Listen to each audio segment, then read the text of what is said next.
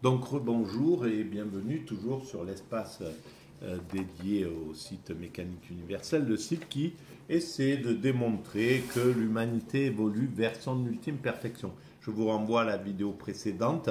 Là, c'est la deuxième partie de l'affiche que je suis en train euh, d'utiliser pour démontrer justement que l'humanité évolue vers son ultime perfection, euh, tout ce qu'on peut imaginer d'une humanité parfaite. Il faudra, c'est dans 4, 5, 6 siècles peut-être, peut-être avant, peut-être après, peu importe, mais l'humanité ne peut pas ne pas aboutir à cela, à cet état de perfection dont je parlais. C'est ce que j'essaie de démontrer sur la mécanique universelle.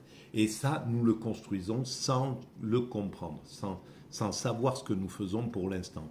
La prise de conscience va venir bientôt de ce que nous sommes en train de construire, mais pour l'instant, on avance à l'aveuglette, on va dire. Alors, j'utilise là cette phrase, tout est-il pour le mieux dans le meilleur des mondes. Alors, ces phrases-là, c'est l'édition Atlas qui produisait ça il y a quelques années en arrière. J'ai chiné ça sur un vide-grenier. Et donc, elles sont vraiment intéressantes et elles s'adaptent tout à fait à ma psychologie et à ma façon de travailler qui est un peu superficielle, on va dire, au niveau philosophico-universitaire. C'est pas, voilà, j'ai pas les moyens de travailler comme un philosophe correctement, en précisant les choses, en faisant, etc., etc., et en parlant calmement. Alors, ces fiches sont bien parce elles sont sur le style thèse, antithèse, synthèse. La thèse, c'est oui, tout est pour le mieux dans le meilleur des mondes. L'antithèse, c'est non, l'existence du mal prouve que nous ne vivons pas dans le meilleur des mondes. Et la synthèse, on la verra après. Alors là, je suis sur la thèse. Donc oui, Dieu a créé le meilleur des mondes possibles. Je reprends la lecture où j'en étais. L'optimisme leibnizien repose sur la sagesse divine. Parce que c'est Leibniz qui a proposé cette idée, l'humanité, le Dieu a créé le meilleur des mondes possibles. C'est son idée et je suis tout à fait d'accord avec cette idée-là. Voltaire s'oppose à cette idée en disant mais il y a le mal, donc c'est une gageure ce que pense Leibniz, etc. Il y a le monde qui va mal et il prend, je pense, il me semble me souvenir que Voltaire prend comme exemple, il y a eu un tremblement de terre au Portugal qui a tué des milliers d'êtres humains. Et donc, voilà, il va essayer de dire que bah, le monde est comme... Voilà, il y a le mal dans ce monde. Et s'il était parfait, il n'y aurait pas ça. Et en fait, le monde ne peut pas se construire autrement que comme il se construit. Il ne pouvait pas se construire autrement. Donc, ce qui veut dire qu'il faut pouvoir inclure un mal à l'intérieur. C'est pour ça qu'il y a une grande partie sur mon site mécaniqueuniverselle.net, une grande partie qui est consacrée à essayer d'éclairer le mal sous tous ses aspects. Pourquoi il est là? Quelle est cette présence qui est dérangeante, évidemment? Le mal a toujours... Les hommes ont essayé de penser le mal, depuis Voltaire, Leibniz, etc. Et puis tout le temps, ça a été comme ça. Et ça s'est un peu interrompu au moment où on est arrivé à un mal qui était plus pensable. Ça a été Auschwitz, ça a été le désir criminel de vouloir éliminer des êtres humains de cette planète, des communautés tout entières, etc. Donc évidemment, c'était impensable. Et là, la philosophie s'est arrêtée de penser au mal, voilà, on a été obligé de mettre à l'écart cette réflexion. Maintenant, le temps, la distance entre cet événement et aujourd'hui est assez grande pour qu'on recommence à penser le mal et donner des raisons au mal. Pourquoi ce mal est là et pourquoi en même temps ce mal fait évoluer le bien. Ce mal est un des instruments du bien. C'est comme ça que l'univers s'est construit, c'est comme ça que l'humanité va vers sa perfection. Elle n'aurait pas pu aller vers sa perfection sans cette dimension du mal. Le mal a été quelque chose que l'humanité a dû intégrer dans son principe d'évolution. Et le mal, ce qu'on appelle le mal, évidemment, c'est clair que cet épisode d'Auschwitz, ça a été quelque chose qui a été extrêmement tragique. Alors, il faudra, je pense qu'à travers l'histoire, il faudra pouvoir ouvrir un peu notre vision sur tous les maux qui ont été faits, mais quand les Romains crucifiaient sur des dizaines de kilomètres des êtres humains et qui les laissaient agonir comme ça, voilà, on ne peut pas dire. Je pense que à chaque période, l'homme a utilisé les techniques et les progrès qu'il avait au maximum du mal qu'il pouvait faire. Alors, quand c'était des hommes avec des arcs et des flèches, ça se limitait à cette envergure. Quand on est arrivé à la possibilité d'exterminer des êtres humains avec la dimension qu'on a connue au XXe siècle, donc avec Hitler et puis ou même avec les bombes atomiques ou quoi que ce soit. Donc on est rentré dans quelque chose où on a vu, et puis avant avec la guerre 14-18, on a été sidéré de l'utilisation du progrès technique à des fins aussi monstrueuses. Et ça a empêché l'homme de réfléchir au mal. Et le mal, c'est clair qu'il est là. On souffre, on sait, il y a le mal physique, on passe par des périodes extrêmement difficiles. La plupart des êtres humains, on a autour de nous des gens qui vont souffrir, etc. Et on peut ne pas comprendre, on peut ne pas expliquer, on peut ne pas voir le bien derrière le mal. Ce qu'a apporté le bien derrière le pire des mal, il apporte, il emmène malheureusement aussi, mais fort heureusement aussi, le côté positif. Et tout à l'heure, justement, dans cette vidéo qui s'est interrompue, j'ai parlé de mon expérience, par exemple. Mon enfance, ça a été ça a été vraiment de la violence, de la souffrance. Vraiment ça a été un épisode qui a été extrêmement violent, extrêmement terrorisant, traumatisant. Et voilà, j'ai subi des choses assez intenses. Alors, derrière ça, il n'y a pas de plainte du tout. C'est la vie qu'il a fallu que je vive. J'avais pas. On est encore dans ce monde où on n'a pas encore travaillé réellement sur le mal. On travaillera sur le mal. On l'éliminera totalement. L'homme ne sera plus un loup pour l'homme à un certain moment, et il n'y aura plus jamais des gens qui seront abusés comme on l'a vécu et comme ça a été vécu dans la vie. Bon, en tout cas, quand derrière ces expériences qui ont été vraiment hardes parce que ça n'a pas cessé pendant les 10 premières années de ma vie, ça a été quelque chose d'extrêmement intense et qui était où on peut pas se défendre et personne défendait personne protégeait la vie de l'enfant que j'étais. Et donc, après, il y a deux façons qui auraient pu se passer dans la transformation de ce mal.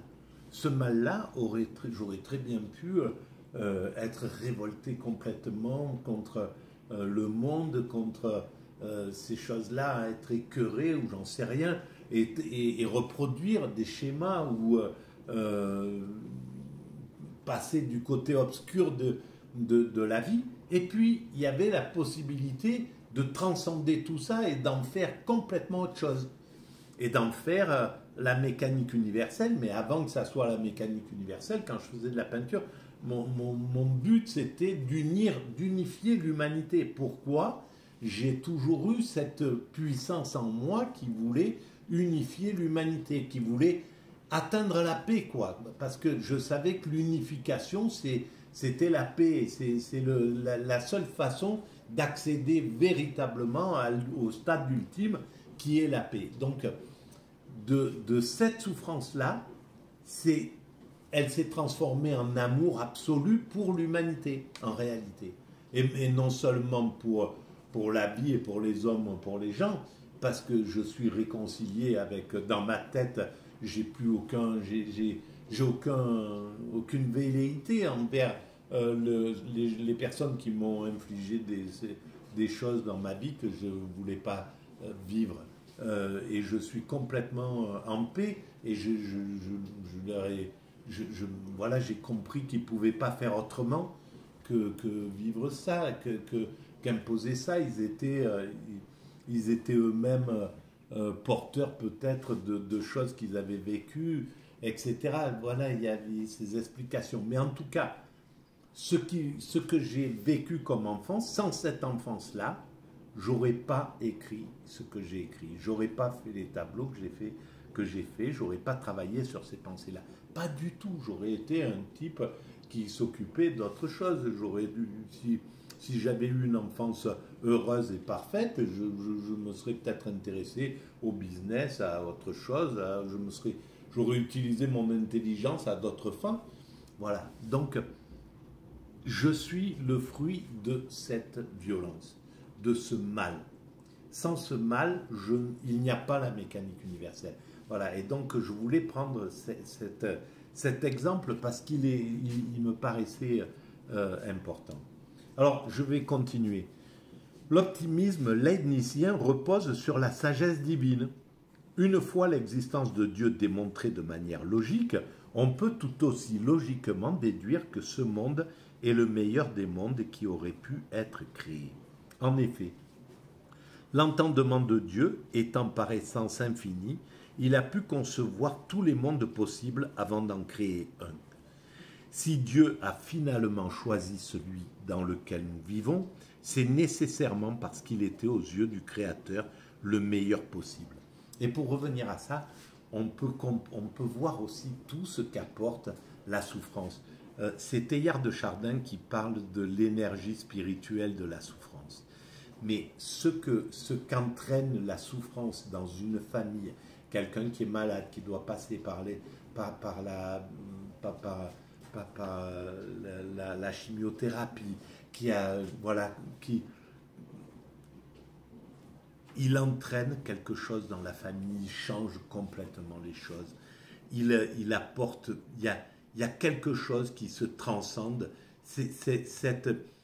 La souffrance humaine apporte des choses inouïes à l'humanité.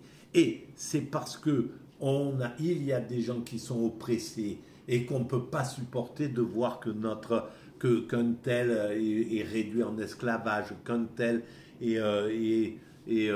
subit du racisme, qu'il y a toute cette force qui va lutter contre le mal. Et en luttant contre le mal, on conduit l'humanité vers sa perfection. La seule chose, c'est que l'humanité, elle a un chemin, elle a une évolution lente.